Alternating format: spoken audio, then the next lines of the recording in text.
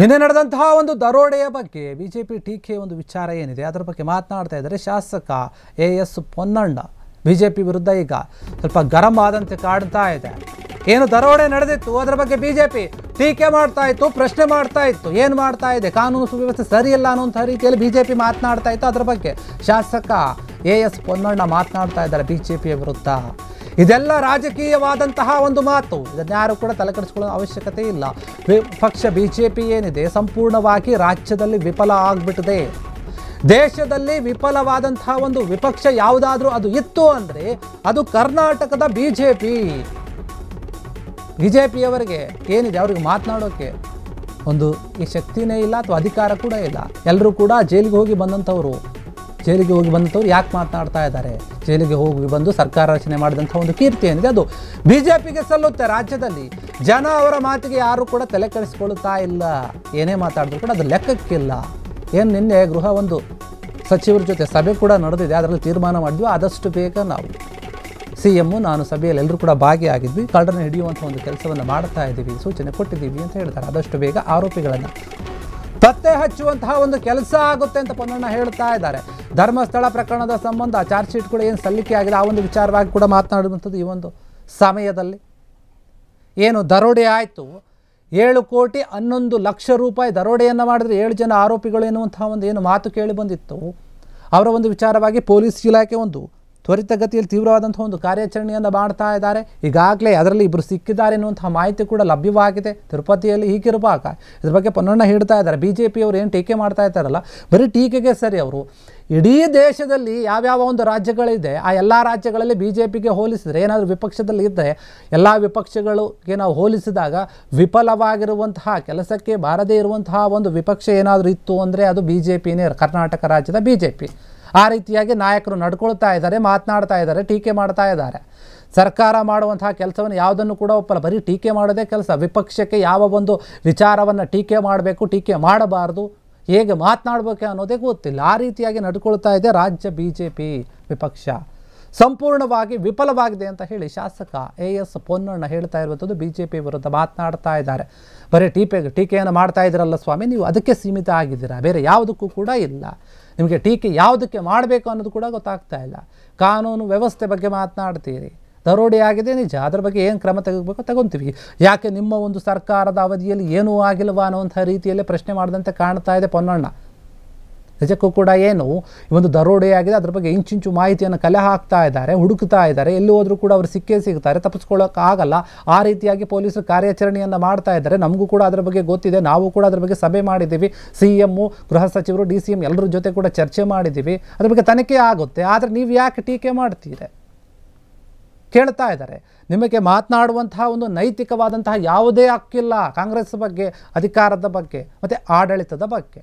ಯಾಕಂದರೆ ನಿಮ್ಮ ಒಂದು ವಿಪಕ್ಷ ಏನಿದೆ ಬಿಜೆಪಿ ಸಂಪೂರ್ಣವಾಗಿ ವಿಫಲವಾಗಿದೆ ಎನ್ನುವಂಥ ರೀತಿಯಲ್ಲಿ ಪೊನ್ನಣ್ಣ ಮಾತನಾಡ್ತಾ ಇದ್ದಾರೆ ಬಿಜೆಪಿಯ ಬಗ್ಗೆ. ಇದೆಲ್ಲ ರಾಜಕೀಯ ಮಾತುಗಳು. ಇದರಲ್ಲಿ ಯಾವುದೇ ಒಂದು ವಿರೋಧ ಪಕ್ಷದ ಜವಾಬ್ದಾರಿಯನ್ನು ನೆರವೇರಿಸ್ತಾ ಇಲ್ಲ. ಸಂಪೂರ್ಣವಾಗಿ ವಿಫಲವಾಗಿರುವಂಥ ವಿರೋಧ ಪಕ್ಷ ಯಾವುದಾದ್ರು ಈ ದೇಶದಲ್ಲಿದ್ದರೆ ಅದು ಕರ್ನಾಟಕದಲ್ಲಿರುವಂಥ ಬಿಜೆಪಿ. ಅವ್ರಿಗೆ ಯಾವುದೇ ನೈತಿಕತೆ ಇಲ್ಲ. ಮಾತಾಡ್ತಾ ಇರೋರೆಲ್ಲರೂ ಕೂಡ ಹಗರಣಗಳಲ್ಲಿ ಮುಳುಗಿ ಭ್ರಷ್ಟಾಚಾರ ಮಾಡಿ ಇದ್ದಂಥ ಪಕ್ಷದಲ್ಲಿ ಇದ್ದಂಥ ನಾಯಕರು ಜೈಲುವಾಸವನ್ನು ಕೂಡ ಅನುಭವಿಸಿರುವಂಥ ಸರ್ಕಾರವನ್ನು ಈ ರಾಜ್ಯಕ್ಕೆ ಕೊಟ್ಟಿರುವಂಥ ಕೀರ್ತಿ ಕರ್ನಾಟಕದ ಬಿಜೆಪಿಗಿದೆ. ಅದರಿಂದ ದಯವಿಟ್ಟು ಅವರ ಮಾತುಗಳಿಗೆ ಯಾರೂ ಕೂಡ ಇವತ್ತು ತಲೆ ಕೆಡಿಸ್ಕೊಳ್ತಾ ಇಲ್ಲ. ಜನ ಕೂಡ ಗೊತ್ತಾಗಿದೆ ಅವ್ರಿಗೆ ಯಾರು ಏನು ಅಂತ ಹೇಳುವಂಥದ್ದು.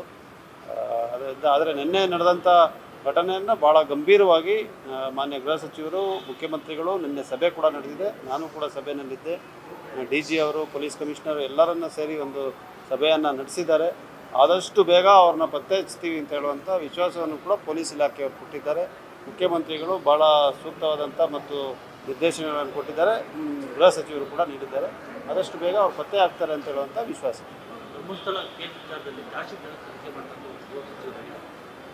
ಇಲ್ಲ, ಗೃಹ ಸಚಿವರು ಆ ಥರ ಹೇಳಿಲ್ಲ.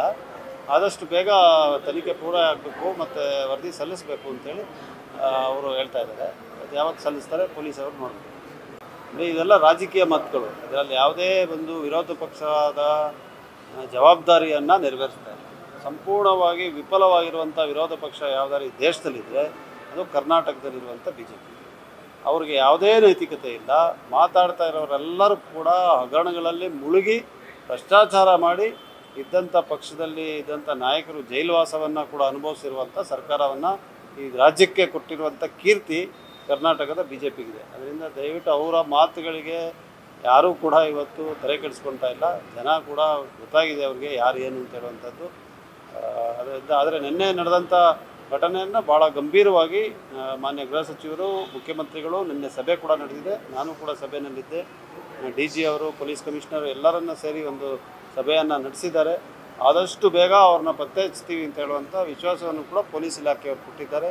ಮುಖ್ಯಮಂತ್ರಿಗಳು ಏನೋ ಈ ಒಂದು ಘಟನೆ ಆಗಿತ್ತು ಬೆಂಗಳೂರಿನಲ್ಲಿ, ಒಂದು 7 ಕೋಟಿ ರೂಪಾಯಿ 11 ಲಕ್ಷ ಒಂದು ದರೋಡೆ ಆಗಿತ್ತಲ್ಲ, ಅದಕ್ಕೆ ಸಂಬಂಧಪಟ್ಟ ಹಾಗೆ ಆಗಲೇ ಈಗ ನಾಯಕರು, ಒಂದು ರಾಜಕೀಯ, ಒಂದು CM ಆಗಿರ್ಬೋದು, ಬೇರೆ ಬೇರೆ ಗೃಹ ಸಚಿವರು ಎಲ್ಲರೂ ಕೂಡ ಮಾತನಾಡಿದ್ವಿ ಅಂತ ಪೊನ್ನಣ್ಣ ಹೇಳ್ತಾ ಇದ್ದಾರೆ. ವಿಪಕ್ಷ ಏನು ವಿಫಲವಾಗಿದೆ ಅಂತ ಕೂಡ ಇದ್ರ ಬಗ್ಗೆ ಹೇಳಿದ್ದಾರೆ. ಮತ್ತು ಧರ್ಮಸ್ಥಳ ಪ್ರಕರಣ ಸಂಬಂಧಪಟ್ಟ ಏನು ಚಾರ್ಜ್ ಶೀಟ್ ಸಲ್ಲಿಕೆಯಾಗಿ ಅದ್ರ ಬಗ್ಗೆ ಕೂಡ ಮಾತನಾಡಿದಾರಂತೆ. ವರದಿ ಸಲ್ಲಿಸಬೇಕು ಅಂತ ಹೇಳಿದ್ದಾರೆ. ಪೊಲೀಸರು ಯಾವಾಗ ವರದಿ ಸಲ್ಲಿಸ್ತಾರೆ ಕಾದು ನೋಡಬೇಕಂತ.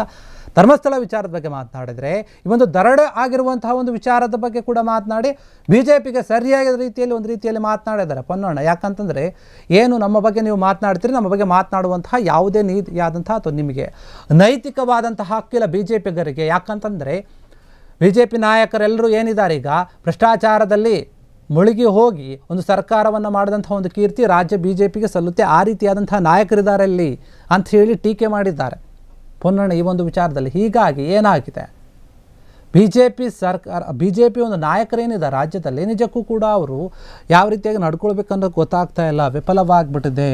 ಕಾಂಗ್ರೆಸ್ನ ಒಂದು ಆಡಳಿತದ ಬಗ್ಗೆ, ಕಾನೂನಿನ ವ್ಯವಸ್ಥೆ ಬಗ್ಗೆ ಮಾತನಾಡೋಕ್ಕೂ ಮುಂಚೆ ನಿಮ್ಮ ಸರ್ಕಾರ ನಿಮ್ಮ ಒಂದು ಏನು BJP ಒಂದು ಪಕ್ಷದಲ್ಲಿರುವಂತಹ ಒಂದು ನಾಯಕರ ಬಗ್ಗೆ, ಅಥವಾ ನೀವು ಸರ್ಕಾರ ರಚಿಸಿದಾಗ ಅವಧಿಯಲ್ಲಿದ್ದಾಗ ಏನೇನು ಮಾಡಿದೆ ಅದ್ರ ಬಗ್ಗೆ ಯೋಚನೆ ಮಾಡಿ ಅನ್ನುವಂಥ ರೀತಿಯಲ್ಲಿ ಮಾತನಾಡ್ತಾ ಇದ್ದಾರೆ. ನಿಮ್ಮ ಪಕ್ಷದಲ್ಲಿರುವಂತಹ ನಾಯಕರು ಏನಿದ್ದಾರೆ ಎಲ್ಲರೂ ಕೂಡ ಭ್ರಷ್ಟಾಚಾರದಲ್ಲಿ ಮುಳುಗಿದವರು, ಆರೋಪವನ್ನು ಹೊತ್ಕೊಂಡವರು, ಜೈಲು ವಾಸವನ್ನು ಅನುಭವಿಸಿದವರು.